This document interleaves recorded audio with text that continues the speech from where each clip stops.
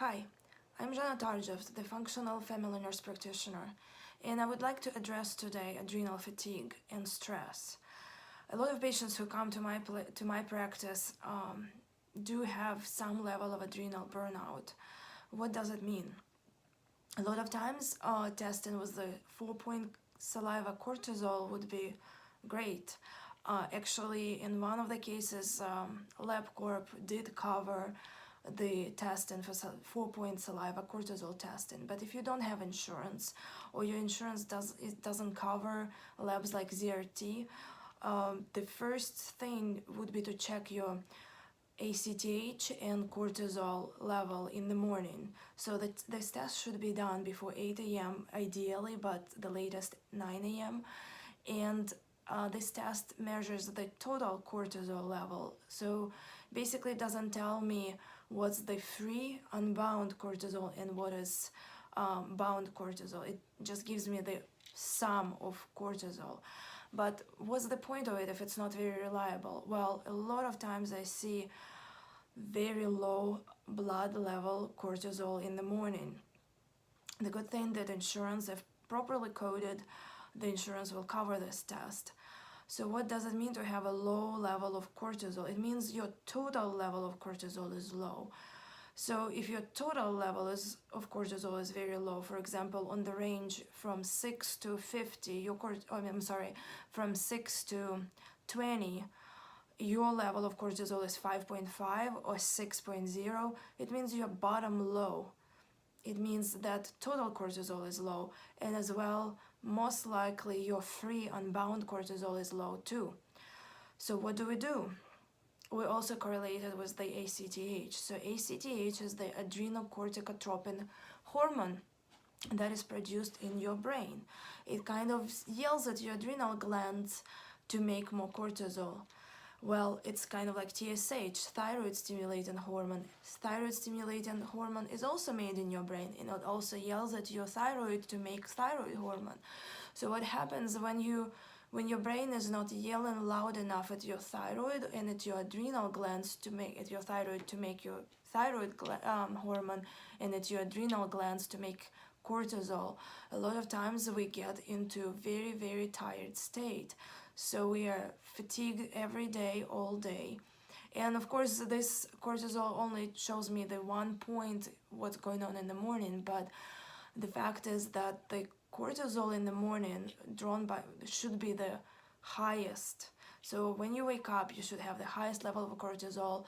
That slowly during the day gets like into the curve, the highest, and then it goes lower and lower until it subsides, and the lowest is around bedtime when you go to sleep.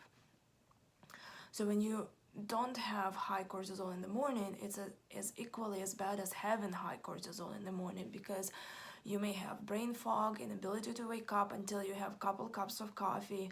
You just kind of drag yourself through the day, and you cannot get motivation or energy to, you do things that you have to do, but it's very hard to do them.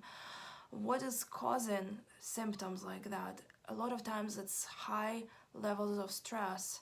It could be chronic high levels of stress or temporary high levels of stress. For example, going through the death or or disease of a loved one could cause you to have stress like that, or having stress at work. For example, accountants, they have high stress at work during the tax season, so you can only imagine what kind of burden this kind of stress has on their bodies later, when they push through this tax season to April 15th, and then all of a sudden, when every deadline is met, they found themselves crashing, getting sick more often, not able to have proper weekends. Also, even people who push themselves through the week, Monday through Friday. I see so many patients who push themselves and they work hard, and they can put in 10-12-hour work days only to find themselves laying in bed flat and not being able to do or accomplish anything on the weekend. So basically they're trying to recharge themselves. So it's like a battery and the bank account, or bank account actually could be a better analogy. If you have a bank account and you keep taking and taking and taking out of it, of the account, eventually you won't have anything to take out. If you have to deposit into the bank to take something out, basically that's the simple truth. A lot of times adrenal fatigue could be happening due to the burnout that's caused by undiagnosed or undertreated thyroid issues. So if you were diagnosed with thyroid problem or hypothyroidism and you were put on thyroid hormone, but it's not good enough or not high enough for you, probably sometimes with time this undertreatment can cause adrenal fatigue too. In medical literature you can find it under HPA axis dysfunction, the hypothalamus pituitary axis dysfunction. So if you do decide to look into the studies, just Google HPA axis dysfunction and see what shows up on PubMed. So what do we do about it? So well, it depends on the stage of adrenal fatigue. So usually I don't see actually people in the first stage. Usually it's stage 2, stage 3 or stage 4 of adrenal burnout or HPA axis dysfunction. And I would definitely, if you can afford it or you think or your cortisol levels show up high or normal on blood test, I would definitely invest into the saliva 4-point saliva cortisol test to see what kind of stage of adrenal burnout you are in. But if you cannot do that, you can try to take adrenal adaptogens just like ashwagandha, cordyceps mushrooms, ginseng, and see if they're gonna help. I actually drink right now tea. If you're not pregnant or breastfeeding, you can drink Egyptian, or if you don't have high blood pressure, you can drink Egyptian licorice tea. I guess it's backwards, but hopefully you can read. By Yogi. It gives me tons of energy when coffee doesn't do anything for my energy levels and desire to work and work out for that matter. But if that doesn't help, then probably doing adrenal glandulars, but you have to be careful with those because there are different ones on the market. And definitely I would consult a healthcare provider who is knowledgeable in adrenal issues and what to prescribe or advise you to take, because sometimes you may make more harm than good if you do it by yourself.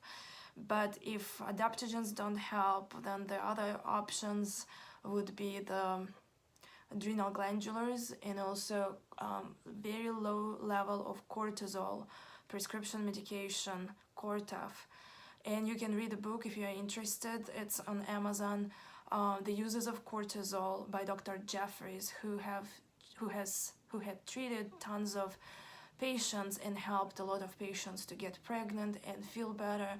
And he actually saw this gray area that he addressed, because unfortunately when you go to an endocrinologist, they only look at the black or white areas. They look into very high levels of cortisol and ACTH or very low levels of cortisol or ACTH. There is nothing in the middle. Well, a lot of us walk and work and have the symptoms that are consistent with this gray area of HPA axis dysfunction, and there is more and more support in the literature and research about that. But unfortunately, when I did send one of my patients to the endocrinologist with the Merck manual excerpt that she may qualify for the secondary adrenal insufficiency diagnosis, her symptoms were disregarded and dismissed, and she didn't get treated. So find someone knowledgeable,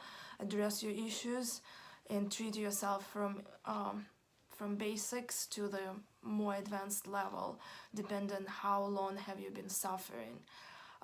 Let me know if you have any questions. I'd be happy to help if I can in this short comment scenario. Okay, bye.